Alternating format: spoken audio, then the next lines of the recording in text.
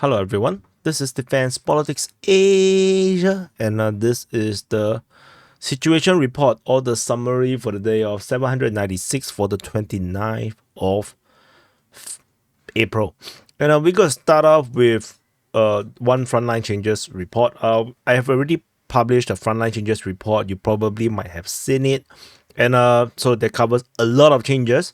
So and there's still one more that comes after that that based on the latest information coming from the Russian source, Riber, and it's over at Robotyne. So just now we already have talked about Robotyne because of the geolocation of Russian forces geolocated around here. So there is a Russian advance in this area here. Let me zoom in further. So there's a Russian advance in this area here. So based on the Russian mapping, they mapped it in this way. They also claim this area here based on the Russian mapping. So they basically claim almost the entirety of Robotyne, leaving just a little bit more, which they claim is gray zone. So they say that this area here is impossible for anyone to entrench because there's totally no place for them to hide. So Ukrainians are not there, the Russians cannot be there as well. But I think we're probably going to see the proclamation of Russian forces have recaptured Robotyne very, very soon. I think the conditions would be the Russians taking some of these tree lines around here. But anyway, we'll talk more about it when we go into the Zaporizhzhia Front. So we go into the strategy and tactical reporting. We're going to start off with the Kherson Front first. At the Kherson Front, other than the usual of Krinky, there's fighting reported at Krinky according to the Ukrainian Defense Ministry. As usual, as meaningless as it is, there is news regarding this this island that the Ukrainians claim they have captured. So Deep State UA is the one that reported this, but they have a change of mind in a way. So they claim that this capture of Nestriga or Nestriga is now not that accurate. They say that this announcement is now dismissed by the commander-in-chief in a way. The person who reported to the top about the success in the area caused trouble, and this operation was not completed. And in the morning, there's a mass shelling of the island, and the attempts to occupy part of it began. So I'm not sure who is doing the mass shelling or who is trying to occupy the island, but whatever it is, for this island of Nestriga, the Deep State UA actually is calling for the staff heads who are in a hurry to curry favor and put human life below their career ambitions to be punished. So yeah, basically that's what I told you, right? I told you yesterday that this don't make sense, right? This just don't make sense, and now we are now confirmed. I am right again that this entire capture has no logic in its nature, and it's just someone trying to be trying to claim success or whatnot. But at least that's what Deep State UA say. There's high chance that this is just nonsensical at the first place. Maybe nothing is happening over there. However, there is actually a airstrike being reported and geolocated over at Kisumis. So this happened. But this area here, yeah, is just phantom story. So anyway, that's all for the Kherson Front. We move into the Zaporizhzhia Front. Over at the Zaporizhzhia Front, at the Robotyne region, as mentioned just now, Russian forces have taken most of Robotyne right now. And so this is the current situation. I believe that we are going to see the fall of Robotyne being reported within the next few days, because there is no way to hold this position. There is being mapped these trenches. I'm not sure if the Ukrainians dare to even sit in that kind of trenches over there. So there might be nothing over there. The Russians need to capture just these few tree lines and maybe this forest region here. I think with this secured, I believe Robotyne will be considered secured by the Russian forces, and yeah, it will be a confirmed capture. And then this will basically negate one of the bigger success or capture by the Ukrainian side. They spent a lot of troops and equipment to capture Robotyne, so this will be a disaster for the Ukrainians, because they start off here. This is where they start off. The Russians used to have this trench line around here, and they basically traveled down just to Robotyne, around 10 kilometers, and now they're losing, you know, almost half of it. So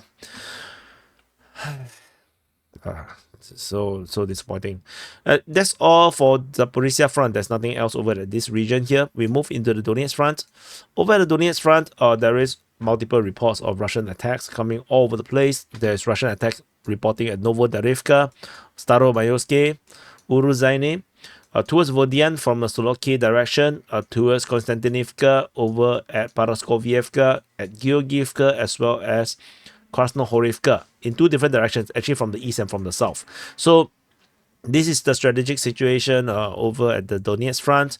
At the Velika Novosilka sector, there is geolocation of airstrike being reported in the northern part of Uruzaine. Russian forces are attacking these regions.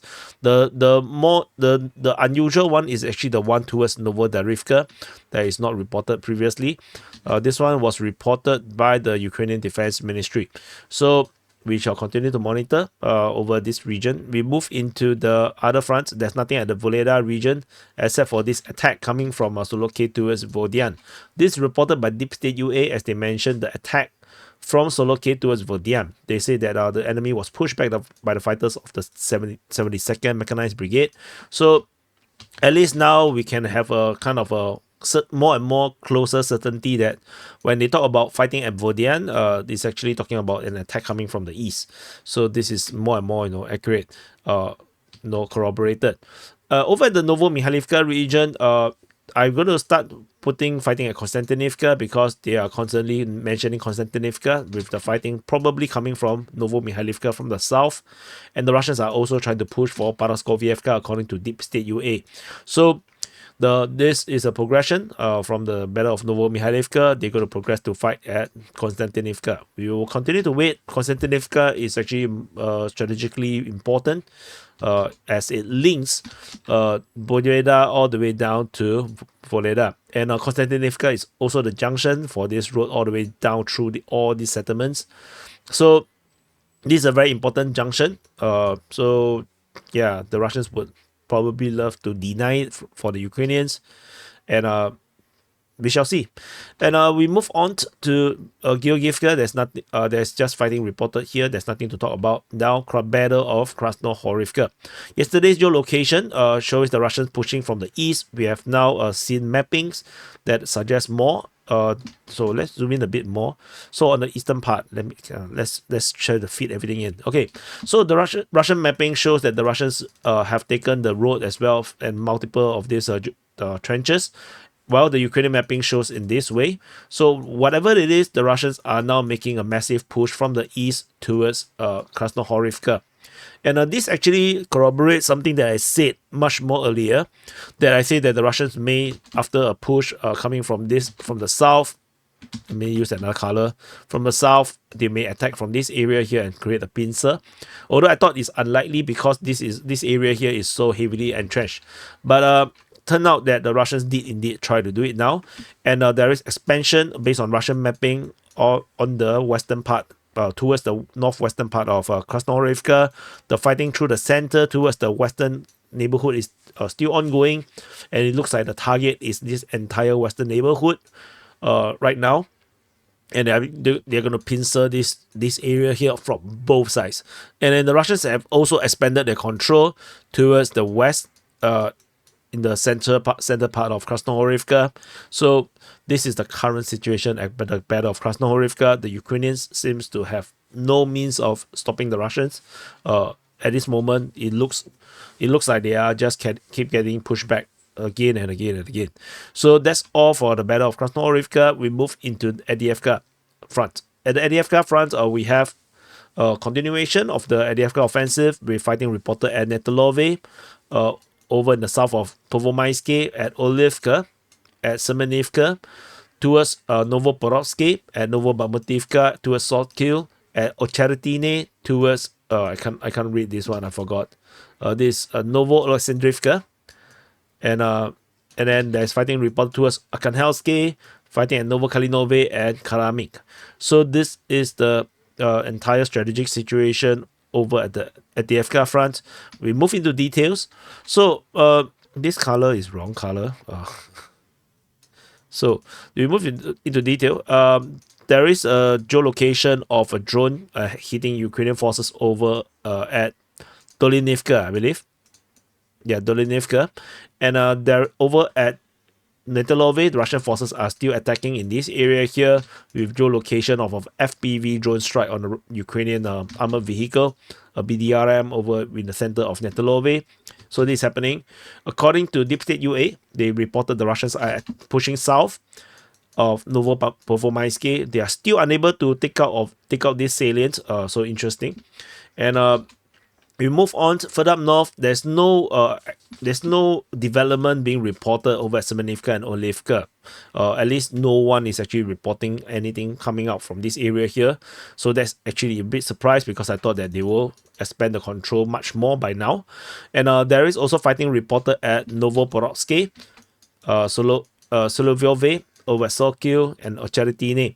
So these are all reported by Deep State UA, I believe. So and Russian defense, RIBA and Ukrainian Defense Ministry and whatnot. The most big, one of the big development around this area is at Ocheretine, with the Russian forces capturing massive grounds in the northwestern part of Ocheretine. While they are also trying to push towards Arkhangelsk, which the Ukrainians are making a strong stand right now. The Russian forces are unable to push out. Instead, the Russians push towards Novoalexandrivka. And now they have allegedly captured or taken this major tree entrenchment around here. But we're not sure if that's true because this is based on Russian claims or Russian capture this by Deep State UA. So it's confirmed now. So it's confirmed. So that's the situation around here.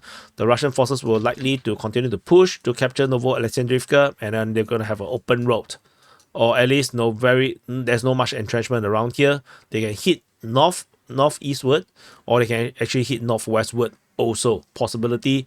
Taking Vergizhenka makes sense because the road simply travels in that direction, and this road leads all the way up to and able to cut off the major highway from Pokrov to Konstantinivka. It also leads to another road moving up to, I think, Druzhevka and Zrukivka. So yeah, so not too bad. This direction also works quite well.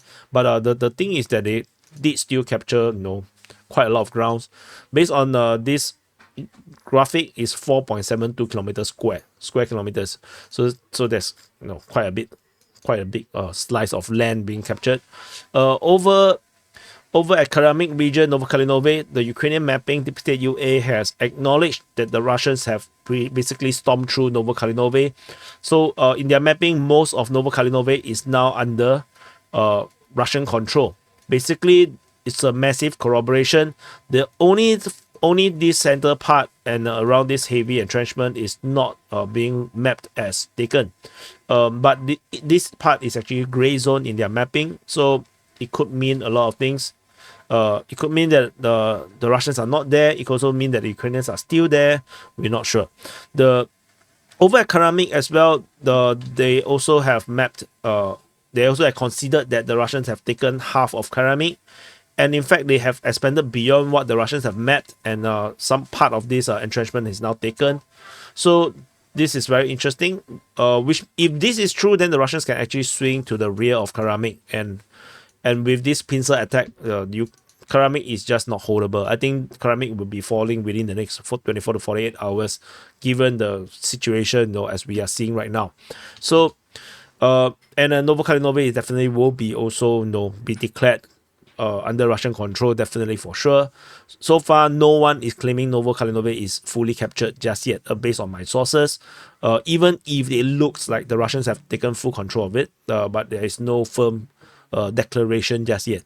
I think they're still waiting for the soldiers to go there and wave the flag. So we shall continue to wait and see how this progress.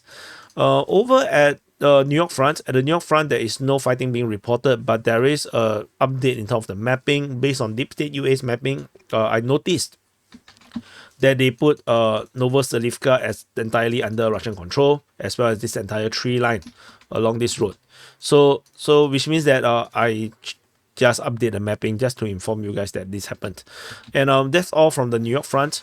We move into the Bakhmut Front. So over at the Bakhmut Front, there is fighting reported at Avdiivka, at Klishchiivka, at Ivaniske, down the highway towards Konstantinivka, through the forest towards Chasivia and at Novi. There is a geolocation of an airstrike in Novi itself, but that's about it. There is no developments and major news coming out from this region here. We shall continue to wait and see how this develops. And that's all from the Bakhmut Front. Over at the Siversk Front, we still have these attacks coming from the Russian side. We're fighting reported at Verkhomokanyanske, Rozolyivka, as well as Bilohorivka. There is no fighting being reported at Vimka or Sprny. So yeah, we shall continue to wait. It's very sporadic in a way. So this offensive definitely doesn't have the same oomph as the Avdiivka Front. We move into the Kreminna Front. So at the Kreminna Front, we still have this Russian offensive that's currently ongoing. Can I fit everything in? I can't. Okay, so Russian forces are attacking through the Serebranske forestry. They are fighting at Torske, at the south of Zaporizhzhia again, over at Terny and Nevsky. So the south of Zaporizhzhia again is by the Ukrainian Defense Ministry. Very, very curious. Why is it south of Zaporizhzhia? Is it that the Russians have taken all these grounds? I'm really not sure. I'm really very curious. But no, we have to wait and see how if there is any more intel coming out from the sources to verify how the hell is they fighting in the south of Zaporizhzhia. So moving on to the Svatove Front. At the Svatove Front, there is also developments in this area here. Can I? No, I can't fit. Okay, fighting reported at Berestove, at Stemakivka, at Novosibirsk, as well as Sverdokhlibove. I actually practiced to pronounce this for a long time, like months ago when I first talked about this place. Sverdokhlibove. So these are the few places that is fighting. And there is a persistent fighting reported at Berestove and Stemakivka, and even Novosibirsk is starting to look a bit serious. Sverdokhlibove is less serious, but it just looks like there's this major push that is developing around this direction as well. And if you look at the entrenchment mapping, it looks like the Russians will just pincer their way around all these heavy entrenchments. But let's see how this progress. And the aim will be Porova, as well as this crossing over at Horokovka. So we move on to the Kupyansk Front. At the Kupyansk Front, the fighting is continuing over at Kharkiv. This is a Berestove, just now has already reported about this. Over at Kharkiv, the Russian forces continue to expand their control this time round, taking the center part. Some forest there's not much buildings over there. So and the Ukrainians previously was reported to have retreated to Kotyarivka. And latest rumors is that they are now retreating out of Kotyarivka because they are afraid of being encircled. Because if you look at Kotyarivka's situation, Russian forces have them basically semi-surrounded. The Russians are pushing in this direction, and if the Russians do a pincer in this way, they will be encircled. So the Ukrainians redrawing do make sense. So that's the current situation over at Kotyarivka.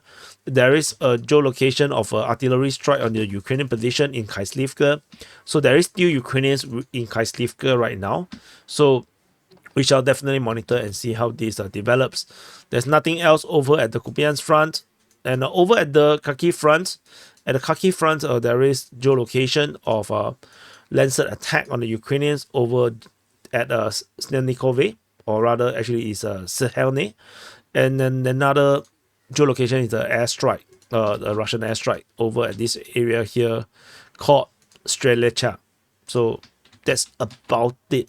So this is the summary for the day of 796 for the 29th of April. Do press the like button, subscribe, and I'll see you guys in the next update.